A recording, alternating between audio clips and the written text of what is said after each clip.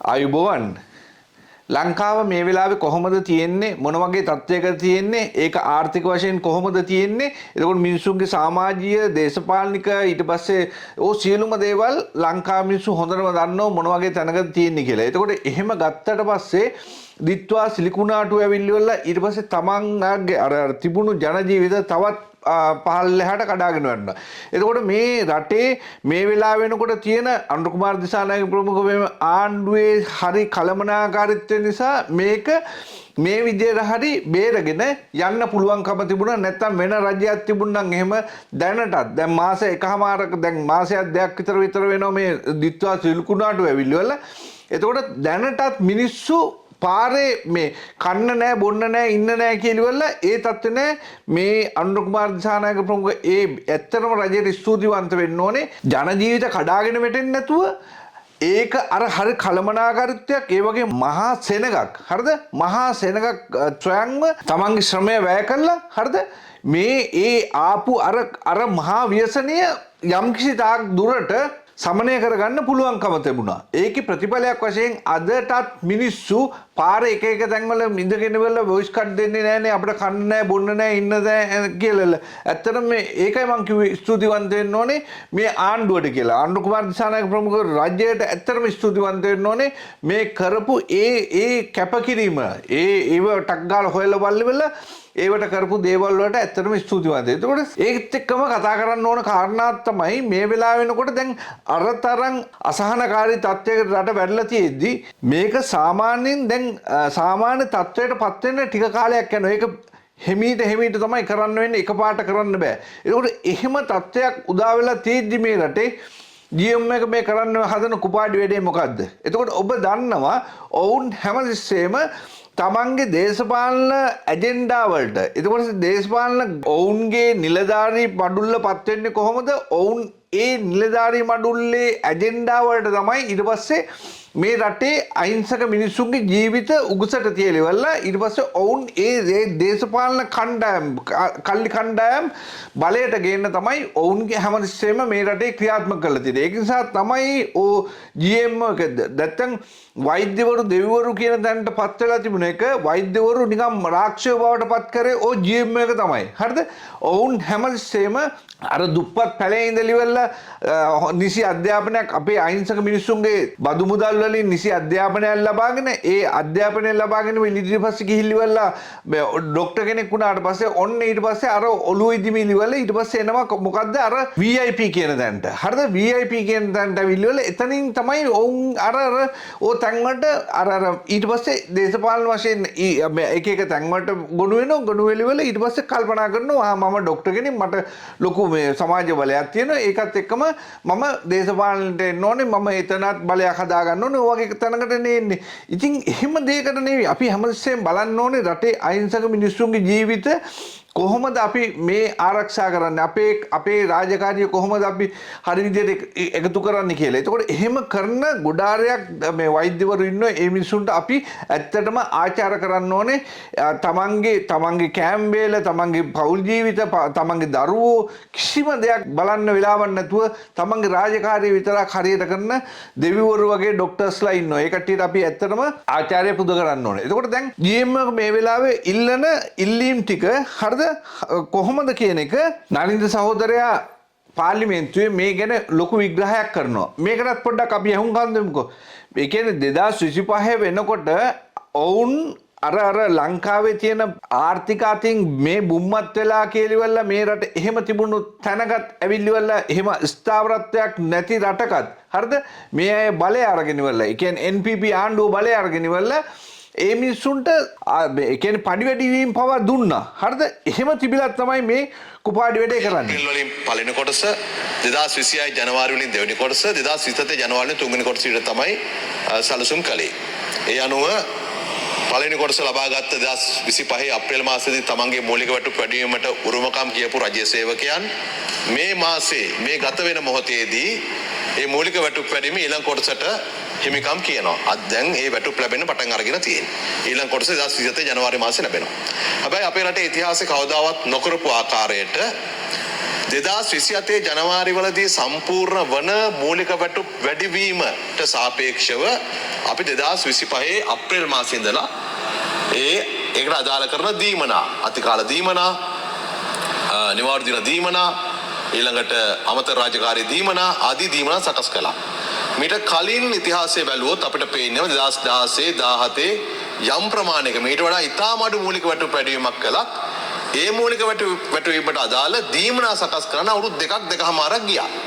එතෙන් සිට තමයි දීමනා ලබා දෙන්නේ. හැබැයි අපි එහෙම නෙවෙයි 2025 මැයි මාසෙදී ලැබුණු මූලික වැටුපට නොවේ 2027 ජනවාරි වල ලැබෙන මූලික වැටුපට අදාළව තමයි එතෙන් සිට වැටුප් සකස් කළේ. ඒ අනුව ගරු කතානායකතුමනි අපේ රටේ ඉන්න මේ ශ්‍රේණි වෛද්‍යවරුන්ට සීමාවාසික පුහුණුව ඉවර වෙලා අපේ වෛද්‍ය සේවාවට රාජ්‍ය සේවයට ඇතුළත් වන ප්‍රෙලිමිනරි ග්‍රේඩ් අපේ වෛද්‍යවරයෙකුට ඔබට තේරෙන්න ඕනේ රට මේ තරම් ආර්ථික වශයෙන් අමාරුකමක තියෙද්දි අශීලතාවයන් වල තියෙද්දි හැබැයි මේ වෛද්‍යවරුන්ගේ පඩි වැඩිවීම ස්ටේජ් 3කදී ඒක වෙන්න හරි ගස්සලා තියෙනවා. එතකොට ඒ විදිහට ඊට පස්සේ පෞද්ගලිකව ඒ කට්ටිය ටික පෞද්ගලික සායන තියෙනවා. හරිද? එතකොට දැන් එක දෙයක් මම පැහැදිලිව කියන්න ඕනේ. රජයටත් මම ඉල්ලීමක් කරනවා. හරිද? වැඩ වර්ජනය යන වෙලාව පෞද්ගලික සායන වලට එතකොට ඒ කට්ටියගේ අර හොස්පිටල් ටික වැඩ වර්ජනය යනවා. එතකොට පෞද්ගලික සායන වලට අනිවාර්යයෙන්ම ලෙඩෙක් කියලා කියන්නේ තමන්ගේ ඒ වෙලාවේ ඒ තියෙන තත්ත්වයට බෙහෙත් ගන්න ඕනේ. එතකොට බෙහෙත් ගන්න යන්න තියෙන්නේ. එතකොට එදා වැඩ වර්ජනයක් නම් හොස්පිටල් වැඩ කරන්නේ නැත්නම් ඔවුන්ගේ පෞද්ගලික සායන වැඩ කරනවා. එතකොට ඒ වෙලාවට එදාට ඒක ටික හොද්ද බොරයි. එතකොට මම රජයට ඉල්ලීමක් කරනවා. පෞද්ගලිකව සායන වලට එහෙම එන්න පුළුවන් නම් අතන වැඩ වර්ජනයක් නම් ඒ විදිහට එතන වැඩ කරන්න බැරි නම් මෙතනත් වැඩ කරන්න බෑ. ඒ කට්ටියට මේ නීති වෙනස් කරන්න. මේ නීති වෙනස් කළිවල ඒ විදිහට කරන අයව අත්අඩංගුවට ගන්න. එතනින් එහාට දෙයක් නැහැ.